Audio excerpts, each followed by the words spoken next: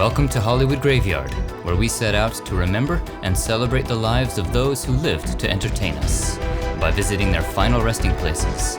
Today we're exploring Rose Hills Memorial Park, where we'll find such stars as Ron Glass, Eazy-E, Thuy Trang, and many more. Join us, won't you?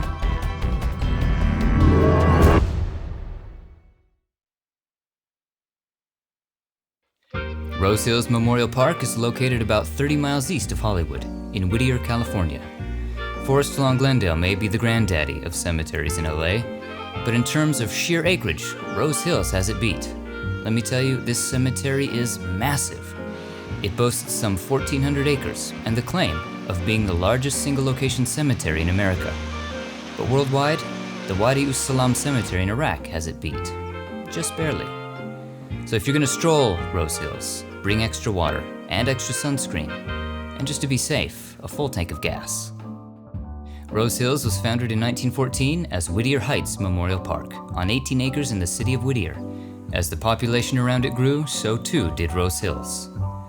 Across the expansive grounds of the cemetery are a number of chapels whose architecture reflects the decades of their construction, mausoleums echoing early Spanish California, and gardens honoring various faiths and cultures, including the beautiful Buddhist columbarium, featuring one of the largest Buddhist pagodas in the United States.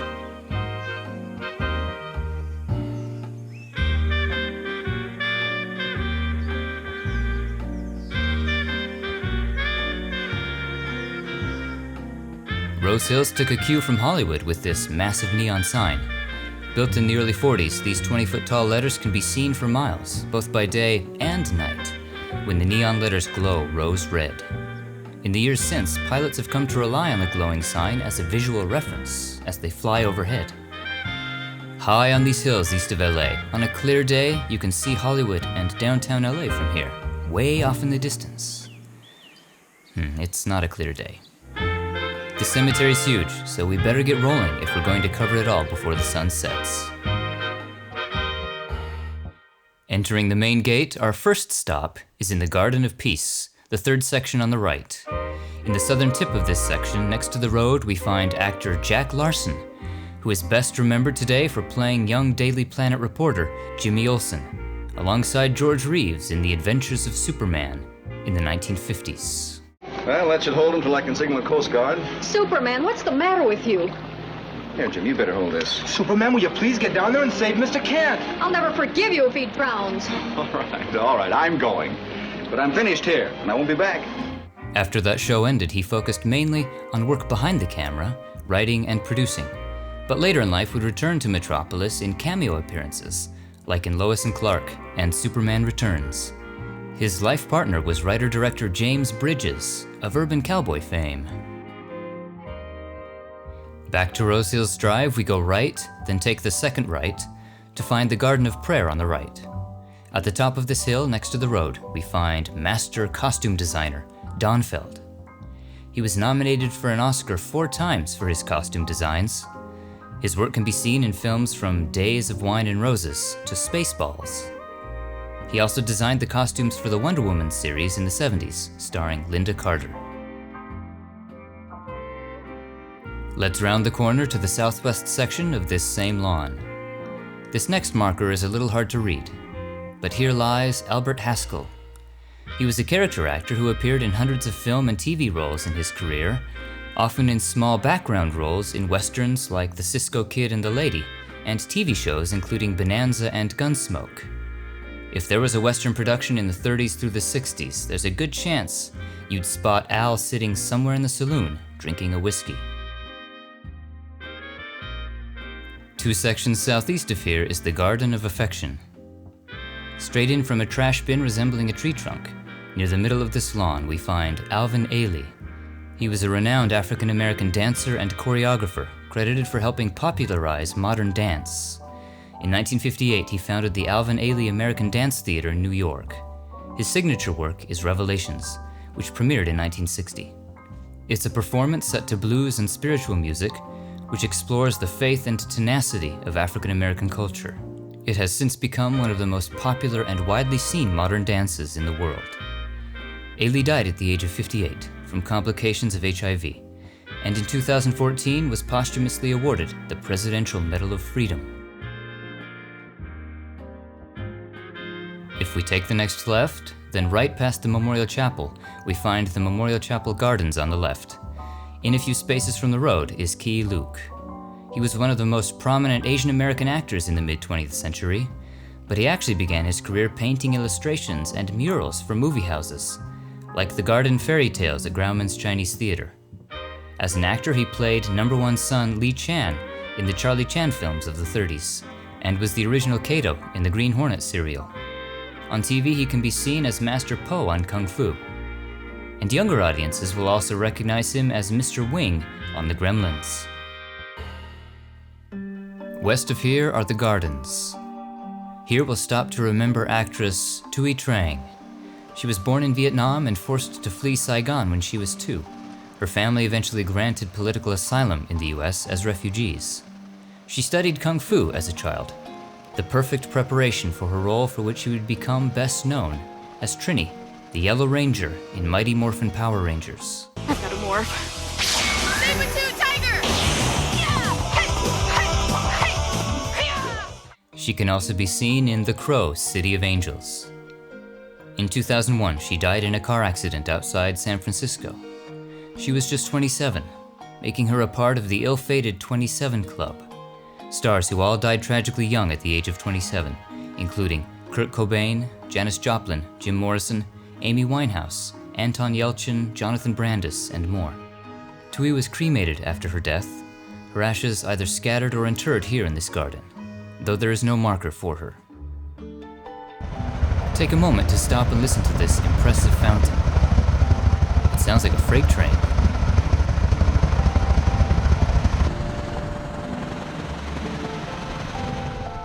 Back again to Rose Hills Drive, we follow it around and up the hill to the Sunshine Terrace section on the left.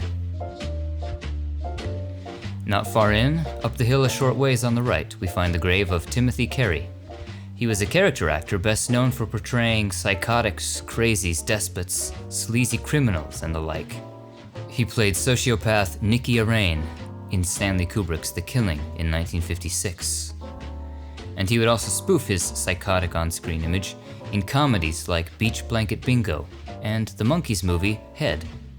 One of his best-known works, a Grindhouse film, was The World's Greatest Sinner, which he also wrote and directed. Carey was a favorite of director Quentin Tarantino, who dedicated the movie Reservoir Dogs to him, among others, as a source of inspiration. Doubling back, let's make our way around to the Skyros Chapel. High on this hill, this impressive chapel, built in 1997, overlooks the cemetery and hosts many of the funerals here.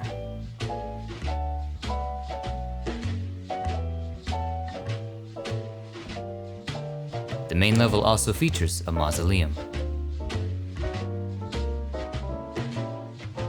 Straight across the street from the chapel, down the hill a short ways, we find singing cowboy Ken Carson. He was a Western musician, perhaps best known for his association with the Sons of the Pioneers, appearing with the group in a number of Roy Rogers films in the 40s, and in Hollywood Canteen in 1944. Drifting along with a tumbling tumbleweed, I'm a roving cowboy, riding all day long. Tumbleweeds around me sing their lonely song. He also voiced the wise old owl in Disney's So Dear to My Heart. Continuing north along this road, then right, we find the North Star section. Right near the road and sidewalk is the grave of Bryan Gregory. He was founding member and guitar player of the band The Cramps, which formed in 1976. They were pioneers of the early punk rock and psychobilly genres.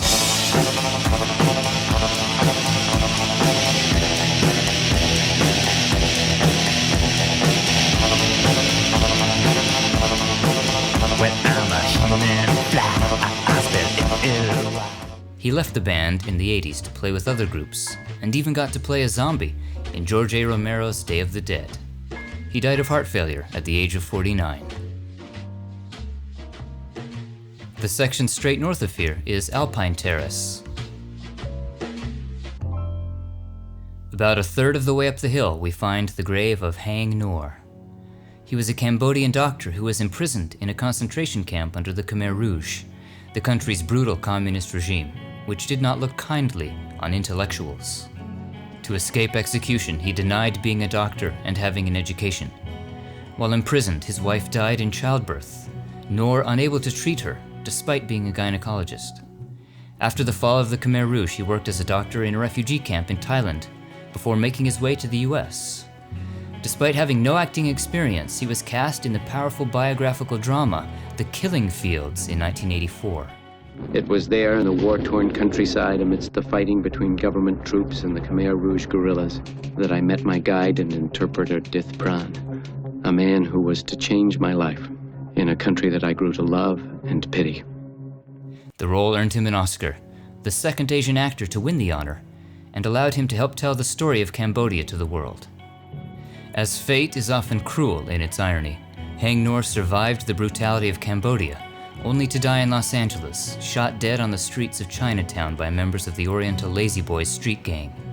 They demanded his jewelry, but when he refused to hand over the heart locket containing a photo of his wife, a locket he wore at all times, he was shot. Some believe, however, the murder may have been a politically motivated assassination rather than a botched robbery. Whatever the case, it was a tragic end to an extraordinary life. Ngor was 55. Doubling back, let's make our way around to the south, to the Mission Hills section. Just south of the gazebo, we find Lupe Ontiveros. She was an actress, often playing maids or the all-knowing grandmother in films like The Goonies and shows like Desperate Housewives. Ontiveros once estimated she had played a maid on screen around 150 times, noting she was proud to represent those hands that labor in this country. She's also known for playing convicted murderer Yolanda Saldivar in the film Selena, opposite Jennifer Lopez. Let's make our way northeast of here to the Terrace of the Seasons. In the northeast corner of this lawn, close to the road, we find the legendary Ron Glass. He made appearances on shows like Good Times and Sanford & Son before landing the role for which he would be best known, as Detective Harris in the police comedy Barney Miller. You think you can still function? Hey, sharp as a tack. Right. Get these things, have them analyzed. Fast, Nick. Not that way!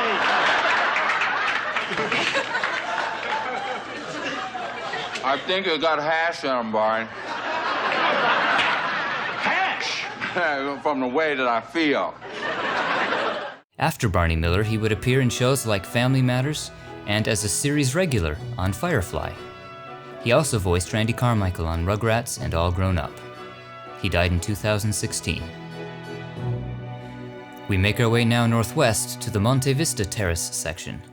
Not far from the northern road, we find the grave of musician Louis Johnson. He was a bass player and half of the music group The Brothers Johnson, a funk Motown band also featuring his brother, George. Their hits include I'll Be Good to You and Stomp. He also played with and did session work for a number of artists, from Aretha Franklin to Michael Jackson. His is the infectious bass line in Billie Jean. Let's continue to follow this outermost road to the west. Then make a left after the Garden of Gratitude, and find this memorial bench garden on the left. Mary Young performed the role of Liat in the Rodgers and Hammerstein musical South Pacific. Mary is not interred here, but chose to erect this bench as a way to thank her fans. Back up to the northern outer road, we follow it along to the northwest and reach Lupine Lawn on the left. Near the northern end of this lawn, up the hill a ways, is the grave of the godfather of gangsta rap, Eazy-E, real name Eric Wright. In 1986, he founded Ruthless Records. Teaming up with Dr. Dre, Arabian Prince, Ice Cube, and later DJ Yella and MC Ren, he formed NWA in the mid-80s, becoming one of the early and most influential hip-hop groups and popularizers of gangsta rap. In 1988, the group released Straight Outta Compton. It would become one of the highest-rated hip-hop albums of all time. Easy is his name and the boys coming straight out of Compton. It's a brother that'll smother your mother and make your sister think I love her. Dangerous motherfucker raising hell, and if I ever get caught, I make bails. After NWA disbanded, Eazy-E had a successful solo career. But his career was cut short when he was diagnosed with HIV in 1995. He died 1 month after his diagnosis at the age of 31. He was buried in a gold coffin wearing a flannel shirt, jeans, and a Compton hat. Eazy was portrayed by Jason Mitchell in the 2015 film Straight Outta Compton. Continuing along this outer road, then left, we reach Primrose Lawn on the right. Oh look, a coyote. Maybe this is the guy Eden warned us about. He seems nice enough though.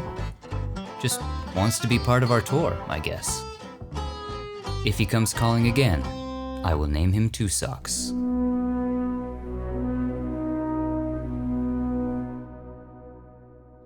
Down the hill a few rows, not far from a large tree, we find the grave of Robin Stille, sometimes credited as Robin Rochelle. She was an actress, best known for delightfully trashy horror B-films of the 80s, like The Slumber Party Massacre and Sorority Babes in the Slimeball Bolorama. She took her own life in 1996 at the age of 34. Southwest of here is Alder Section. On the left, close to a large tree, we find the grave of silent film actress Clara Horton. The baby-faced actress began performing in silent shorts at the age of 8 for the Eclair American Film Company, earning her the moniker the Eclair Girl. After years of playing ingenues in films like Tom Sawyer, she began playing Western heroines in the 20s.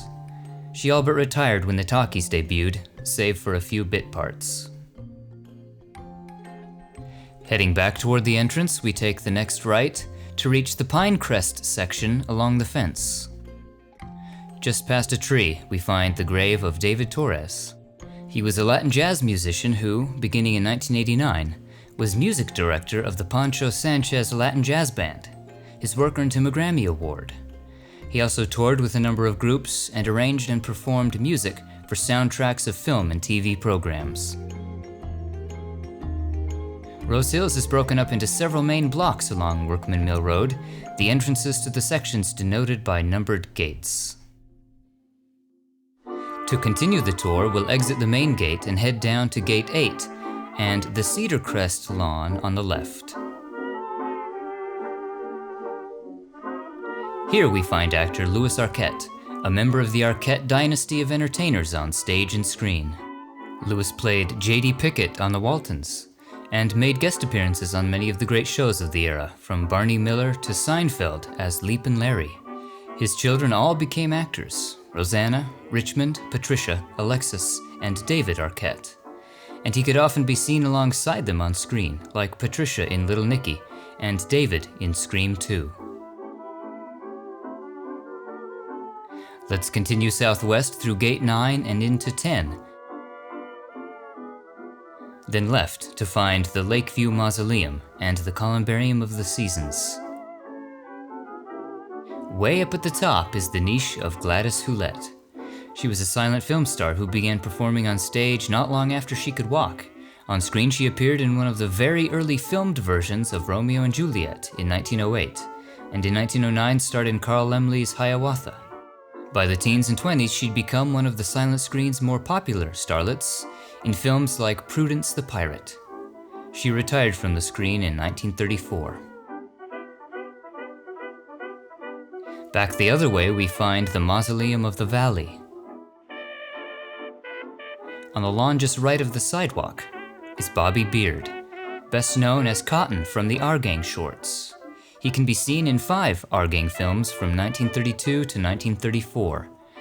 Bobby was brother of a family of Little Rascal siblings, including Stymie. Let's stop and admire the beautiful Lake of the Roses at the heart of this section before moving on.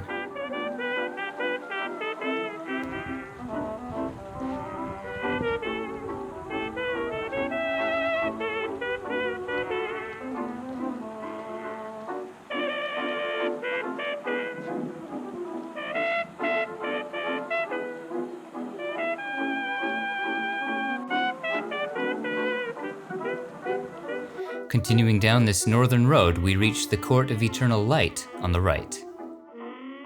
On the right side is a columbarium where we find the niche of Mary Gordon. She was a Scottish actress, perhaps best remembered for playing housekeeper Mrs. Hudson in the popular Sherlock Holmes films of the 30s and 40s, alongside Basil Rathbone and Nigel Bruce. She can also be seen in The Bride of Frankenstein as Hans's wife. A quick left and we reach Cypress Lawn on the left. A dozen or so rows in is the grave of Griff Barnett, a strong supporting actor who often played lawyers, judges, or doctors. He played Doc Joe in Pinky, and the judge in Angel Face. He also made appearances on TV shows like Hopalong Cassidy and The Lone Ranger. Let's head out Gate 11, turn right, and make our way around to Gate 17. Then a quick left to double back to Gate 14, which was closed. Just in from Gate 14 is the Whittier Heights Mausoleum, the first mausoleum here, and Southern California's second public indoor mausoleum. It was opened in 1917, completed in the Spanish Renaissance style with imported Italian marble. Following this curvy road around to the left, we find Myrtle Lawn on the left. Down the hill a few rows is Froggy from our gang, Billy Laughlin. He played the part of the gravel-voiced, bespectacled little rascal from 1940 to 1944 in the series' final years. Billy died in 1948 when a scooter he was riding on was struck by a truck. He was only 16. Curving back around to the right, we follow the Yellow Line Road toward the Rainbow Chapel. Follow the yellow brick road. Just before the mausoleum is the Memorial Urn Garden on the right. Here we find actor William Hopper. Fans of the popular legal drama series Perry Mason will recognize Hopper as Paul Drake, a role he played in nearly 300 episodes. He also played Natalie Wood's father in Rebel Without a Cause. William was son of gossip columnist Hedda Hopper, who pushed him into acting.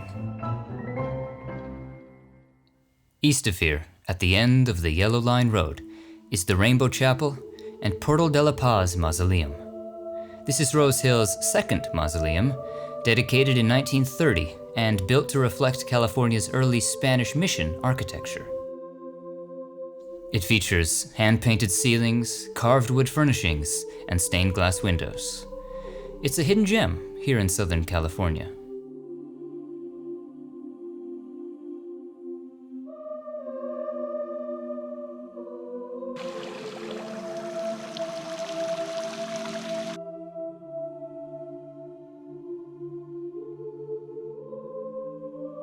We found one famous grave here in the Portal de la Paz.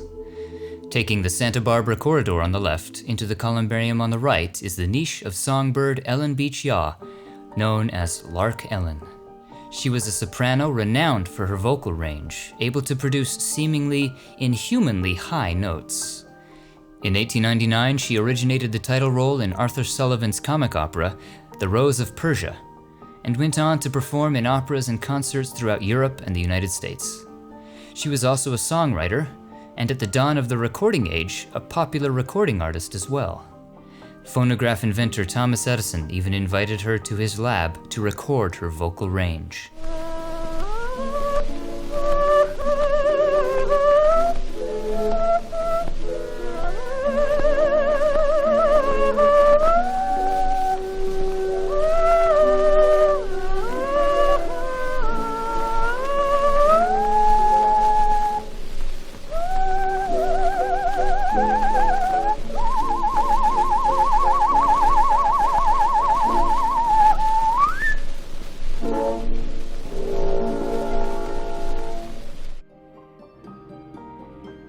Back down the Yellow Line Road, we reach Whispering Pines Lawn on the left.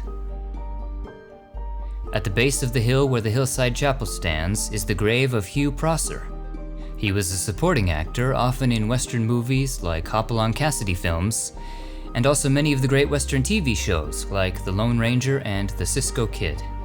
He died in an automobile accident in 1952 at the age of 46. Finally, we make our way around to the southeast, to the Valley View Lawn. Up the hill a short ways, not far from a tree, is Dorothy Abbott. Her career began as a showgirl for Earl Carroll and in Las Vegas, where she earned the rather unusual nickname, the Girl with the Golden Arm. Her early film roles were in a similar vein, background dancers, chorus girls, waitresses, etc. She had a starring role in the exploitation film A Virgin in Hollywood. On TV, she had a number of roles in Dragnet, The Adventures of Ozzie and Harriet, and Leave It to Beaver. Her husband was Rudy Diaz, who, in addition to acting, was a narcotics and homicide detective in LA, one of the first to arrive at the scene of Marilyn Monroe's death. Dorothy suffered from depression after their marriage ended, and she took her own life at the age of 47. And that concludes our tour. What are some of your favorite memories of the stars we visited today? Share them in the comments below, and be sure to like, share, and subscribe for more famous grave tours. Thanks for watching. We'll see you on the next one. So there's reportedly a strange phenomenon here at Rose Hills that I'd like to explore with you guys. This is what's known as Gravity Hill.